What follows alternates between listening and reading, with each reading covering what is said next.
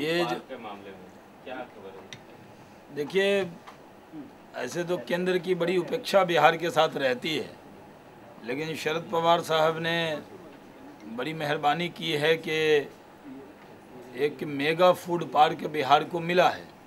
ऐसे mega food park उन्होंने देश के 5 राज्य को दिया है, उसमें एक बिहार भी है। और मेरे लिए सौभाग्य की बात है कि उसमें भागलपुर है। और मैं फूड प्रोसेसिंग मिनिस्टर रहा हूँ। पहली बार मुझे किसी विभाग में काम करने का मौका मिला तो फूड प्रोसेसिंग मिनिस्टर के तौर पर मिला था।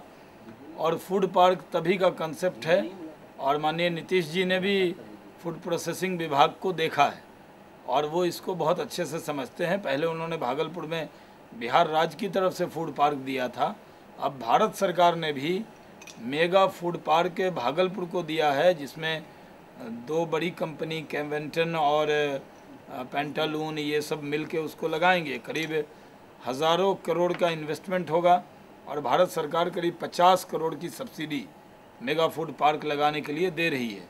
तो एक अच्छी स्कीम है, इससे पूरे बिहार को फ़ायदा होगा, भागलपुर को ख़ासतौर पे विशेष फ़ायदा होगा।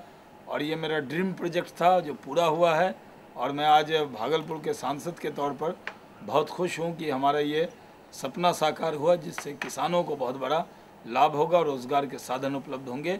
और चलिए, केंद्र की आंख खुली बिहार की तरफ भी, तो इसके लिए मैंने पवार साहब को बहुत धन्यवाद दिया है। पहले भी मैं उनसे 2-3 बार मिलकर भागलपुर में मेगा फूड पार्क बने, इसके लिए मैंने उनसे अनुरोध किया था। टाइट बाइट दे दिया है सर हाँ। शहनवाज जी, पाकिस्तान आतंकवाद की राजधानी है, आतंकवाद की फैक्ट्री है, पहले से हम लोग कहते रहे हैं। और आतंकवादियों की शरण स्थली बन गया है पाकिस्तान। पाकिस्तान सिर्फ भारत के लिए नहीं, पूरे विश्व के लिए ख़तरा बन गया है।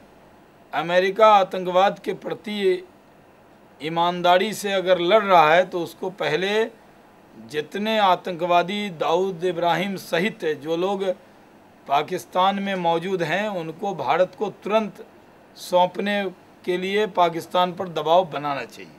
क्या जिस तरह अमेरिका ने पाकिस्तान में घुसकर उसामा बिन लादेन को पकड़ा और मार दिया, क्या भारत सरकार को इस तरह के कदम उठाने चाहिए? अब वो वक्त आ गया?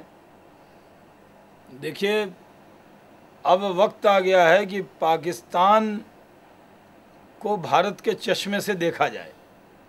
पूरी दुनिया में जो बात हम पहले कहते थे वो कोई, हर आदमी को लगता था कि क्योंकि हमारा और पाकिस्तान की राइवलरी रही है इसलिए हम ये बात कहते हैं। लेकिन कल की घटना के बाद ये साबित हो गया कि दुनिया के जितने खूंखार आतंकवादी हैं उनकी शरण स्थली है आईएसआई का हेडक्वार्टर। और पाकिस्तान की सेना और पाकिस्तान की आईएसआई पूरी तरह से आतंकवादियों की मदद करती है। इस तरह से आतंकवाद को प्रश्रय देने वाले पाकिस्तान को आतंकवादी देश घोषित किया जाए और वहाँ जो आतंकवादी आज भी पनाह लिए हुए हैं उनको पूरे दुनिया के जितने भी आतंकवादी वहाँ हैं उनको वहाँ के देश को सौंपा जाए। नहीं, क्या वक्त आ गया है कि भारत को भी पाकिस्तान के भीतर घुसकर कार्रवाई करनी चाहिए? पहले जो पाक अधिकृत कश्मीर है वहाँ पर भी घुसकर कार्रवाई करने की मांग उठती रही, या केवल कूटनीतिक दबाव से?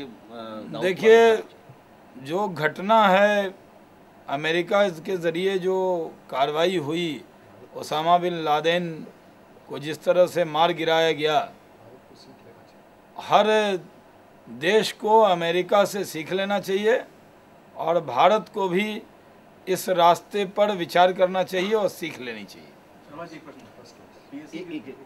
एक सवाल और है, जब कार्रवाई चल रही थी लादेन को पकड़ने की, उस समय CIA चीफ और राष्ट्रपति बराक ओबामा खुद इस कार्रवाई को लाइव देख रहे थे।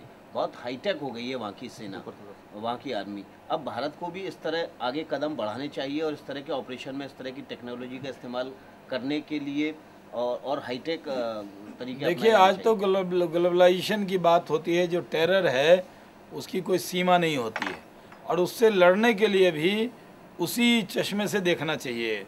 जिस तरह अमेरिका में आतंकवादियों से लड़ने की जो ताकत दिखाई है, उस ताकत को हर मुल्क को आदर्श के तौर पर लेना चाहिए कि आतंकवाद से लड़ने के लिए जितना भी साजो सामान चाहिए वो सब उपलब्ध होना चाहिए हमारी सेना के पास, हमारी पुलिस के पास। 10 तारीख को बीजेपी की अनुशासन समिति की बैठक है। 10 तारीख को अनुशासन समिति की बीजेपी की बैठक है। जम्मू के विधायकों पर क्या पार्टी कड़ी कार्रवाई करने के मूड में है? 10 तारीख को हमारे पार्टी के जो भी प्रवक्ता उस दिन ब्रीफिंग करेंगे वो आपको विस्तार से इसके बारे में बताएंगे। शहनाज जी, पीएससी की रिपोर्ट को लेकर जिस तरह समाजवादी पार्टी और बीएसपी ने कांग्रेस का साथ दिया, क्या इस मुद्दे को आप यूपी चुनाव में उठाने की कोशिश करेंगे? देखिए, कांग्रेस के का जो हाथ है वो बीएसपी और सपा के साथ है। सपा और बीएसपी कांग्रेस से अलग नहीं है। इसलिए राहुल गांधी जी का जो भी भाषण उत्तर प्रदेश में होता है वो खोखला है, क्योंकि एक तरफ वो बसपा सरकार के खिलाफ भाषण करते हैं और दूसरी तरफ बसपा और सपा से मदद दिल्ली में लेते हैं। इसलिए यूपी की जनता के पास एक ही विकल्प है। भ्रष्टाचार के कीचड़ में सिर्फ लोग यूपी के कमल की तरफ देख रहे हैं।